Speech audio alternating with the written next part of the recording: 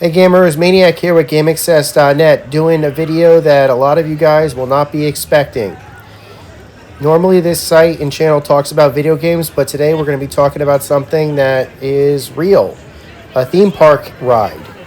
And what you may be looking at right now is the planet of Batuu in the Star Wars galaxies. It's actually Disney's Hollywood Studios in Walt Disney World in Orlando, Florida. And the reason why we are here today is because in residency, here parked in this theme park, is the fastest spaceship in the galaxy. That's right. We're talking about the Millennium Falcon. She'll make 0.5 past light speed. She may not look like much, but she's got it where it counts. Harrison Ford, Han Solo, made a lot of special modifications.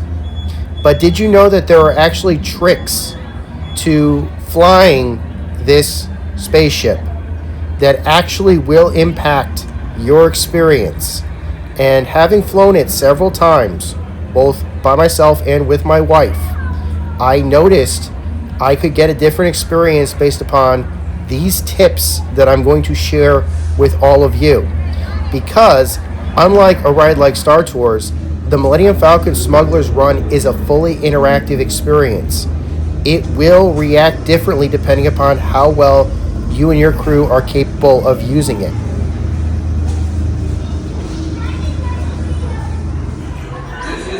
Hello, my friends. I am Hondo Onaka, and this is Onaka Transport Solutions. Today, I am offering the opportunity of a lifetime. I lead flight crews to transport this valuable merchandise across the galaxy. Pilots to navigate, engineers to operate the ship, and gunners to defend the shipments. And that is where you come in. Oh, the Millennium Falcon. Oh no, for some very fast and very profitable expeditions. Chewbacca, my fine fur friend! Yes, as we agreed, you let us use the ship. We'll get you the supplies you need. It's a win-win. You help the resistance, and I get all the profits. What? The first one will never know we're there. Okay, thank you all so much. Bye-bye. We will go before he changes his mind. Move along, my friends. Listen carefully and remember, the better you work together, the more you earn. Your lives and my profit depend on it. You will be intercepting a first-order train shipment of coaxium. Gunners, you clear the path. Pilots, line up behind the train. And engineers, you harpoon that precious cargo. And as we always say here at Onaka Transport Solutions, get out of here and go make Hondo some money.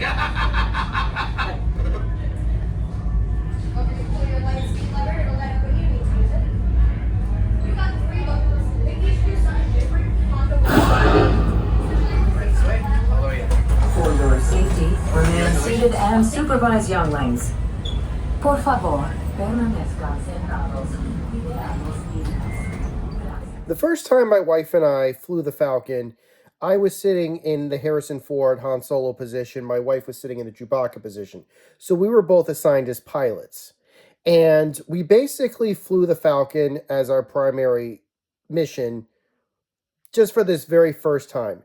And I'm going to say it was an honor to be sitting in that position. I'm sure anybody that's ever in that position, my first time riding it, and I'm sitting where Harrison Ford is sitting, as somebody that had been wanting to fly the Millennium Falcon for the past 30 years of my life, and only would have had the opportunity to do so for the past 5 or so years of my life, that was a great morning, is all I'm going to say.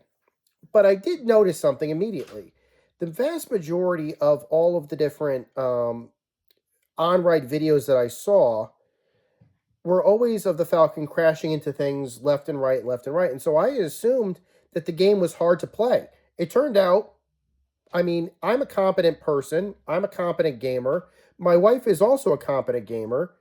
We had no problem not crashing into anything at all.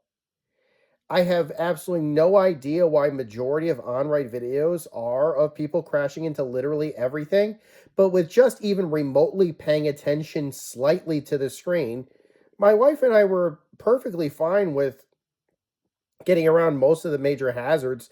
It's possible over more recently they made the hazards less, what do you call, difficult to, or made it a little bit easier to navigate without crashing into things. But I mean, I can't remember crashing to anything anytime I played Pilot. So we light speed to Corellia, and the level played out just as expected through most of the on-ride videos. The gunners were firing at the TIE fighters. We ended up getting the very first coaxium. And the ride's finale was just about to kick on, where you're supposed to try to grab that second coaxium. And there was clearly, even though my wife and I were able to steer the thing correctly, even though the gunners were running, for some reason that I didn't understand in my very first playthrough, we could not get the coaxium, and Hondo called off the mission. We light speeded back to Batu, and the ride ended basically what I assumed to be prematurely, almost like a mission failure. And our scores were terrible, and I just could not figure out what had happened. As far as I was concerned, my wife and I, we didn't hit anything, and yet the mission was a failure, or at least as far as I could tell. And so I thought to myself, something may be up here. So I decided to do my own second playthrough by myself, just so I could get maybe another perspective as to what was going on with the game. This would have been my second time playing the ride ever, riding it ever. And it so happened, and I was by myself. And it just so happened that that second playthrough that I did, I was sitting in the engineer position. I was assigned engineer position, which was not the pilot. Different spot, different position. Now, for those of you who may be familiar with the engineer's position, basically it's this. What's expected to happen is that you're supposed to fix whatever the other people are breaking. So if they hurl themselves into something heavy and it causes damage to the Falcon, you're supposed to be turning buttons off or switching switches and stuff that are flashing so that you can undo the damage that they're doing to the ship. And I'm fine with doing that. Pushing buttons, no big deal. Reminded me of when I played the Falcon, the Pelican training for the Halo for the Halo Outpost Discovery back in 2019. I thought that was kind of interesting. So here's what happened. There was a bit at the very end that I thought was kind of interesting. The whole ride continued its normal playthrough. I'm basically switching switches and everything else. And then it gets to the final run portion, where right after we get the first coaxium completed, we're going for the second coaxium. And I noticed something. Basically, I hear the term, engineers, hit the tow cables, or hit the harpoons with and tow in. And there's a giant orange flashing button right in front of me. So I hit the button, and something happens, but it's not enough. The button is still flashing. So I'm thinking maybe this button doesn't want to be pushed. Maybe I got to hammer this button, basically. So I start, as fast as I can, I just start hammering this giant orange button over and over and over again. And I'm looking at the screen as I'm doing this, and I'm noticing that the harpoon is certainly drawing back in almost real time. At least from my perspective, it was in real time, reacting to every time I push that button. That harpoon is getting tighter and tighter and tighter and tighter, until eventually it pulls the second coaxium back. We harpoon it in, mission success, and we basically fly back to Batu, and that's the end of it. As we're leaving the ride, everybody else on the ride is like, what the heck happened? So I asked them, I don't know, what happened? And they said, that's not the ending to the ride. I said, have you gone on this ride a few times? This is my second time, so I don't know. And they said, yeah, we've been on the ride a second time. I've never seen that ending before. And I realized what had happened my first playthrough. My engineers were asleep. Now, I remember specifically hearing that, oh, you only have one engineer. I'll control the other engineering position. And I'm assuming that the person that was in the one engineering position my first ride through was probably not even bothering to do anything which explained why our scores were so low and why the ship was actually as damaged as it was. I'm like, we're not hitting anything. Why did we take on all this damage? Because the engineer basically was sitting and not doing anything. And so that made our ride suffer. That made our experience suffer. So I thought to myself, I can use this. The trick must be in the engineering position, hammering that flashing orange button. So I said, I'll put this into practice. I grabbed my wife. We decided to do the third ride through of the ride. My wife and I get, once again, the pilot's position, but this time I'm in Chewie's position. And my wife is in Han Solo's position. No big deal there. We're still fine. At this point, I decide I'm going to be vocal about this. I am not going to, say what you will about Jim Cummings' voiceover. He's not giving clear enough instructions, at least not in my opinion. I am going to shout instructions. So I'm in Chewie's position. I punch at Chewie. Basically we go to light speed. We land. We start flying on Corellia. I start basically giving orders to everybody else. Vocally, I start shouting orders like, keep firing to the gunners. Oh, you have no idea how badly I wanted to say that in that tone. I did say it. Keep firing. The gunners are firing everybody. They're taking down the TIE fighters. We get the first coaxium as it's pre-programmed. Now we're going for the second run. I tell my wife, move over to the train, which she does. The gunners start shooting the train. And after the gunners open the position and Hondo Anako says, now for the engineers, hit the tow position, hit the harpoons.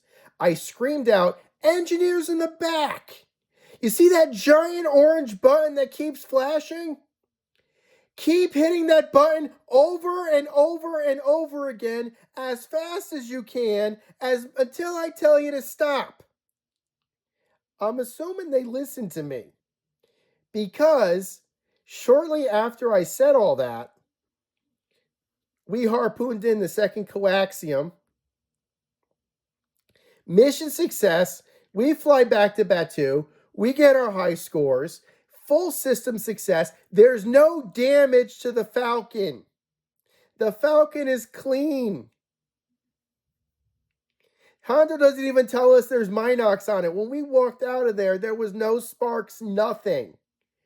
And everybody, the guys in the gunner position, the engineers had walked off, but the guys in the gunner position are like, what happened here? What did you tell us to do?